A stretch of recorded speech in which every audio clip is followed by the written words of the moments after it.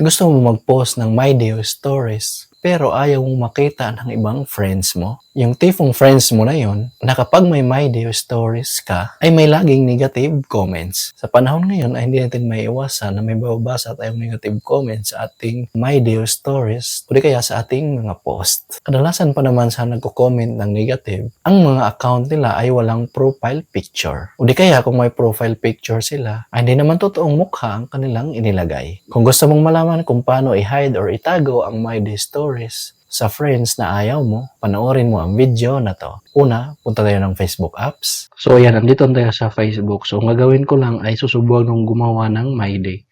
So create story. Then pili lang ako ng picture na gusto ko ng My Day. Then pinutin lang tong privacy.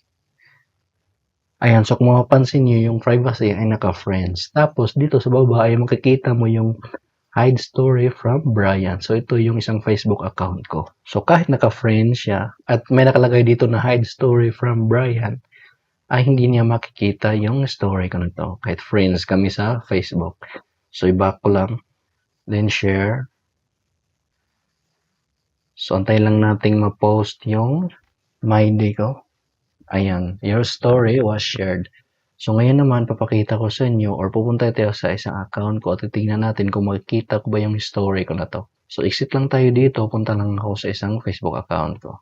So ayan, kung mapapansin nyo, friends kami sa isang account ko na Brian Side. So titignan ko lang yung account niya. Then titignan ko yung story niya kung makikita ko ba.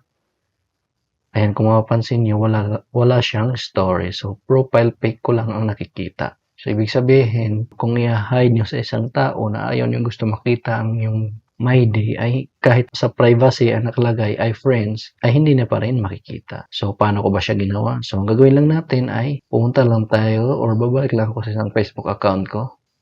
Ayan, once na sa Facebook na tayo, dito sa may upper right side, yung may tatlong linya, pinutin lang to. Then, scroll up. Pindutin itong settings and privacy. Pindutin itong settings. Then, scroll up. Under sa audience and visibility, pindutin lang itong stories. Then dito, mapapansin nyo, ang who can see your stories, ang nakalagay dito ay public. So, babaguhin lang natin siya. Then, piliin itong friend except.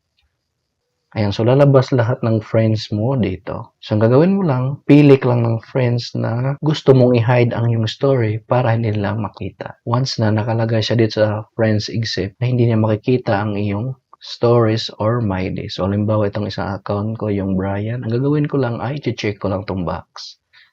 So, pwede mo siyang damihan ng friends na gusto mong ilagay na hindi makita sa iyong My Day.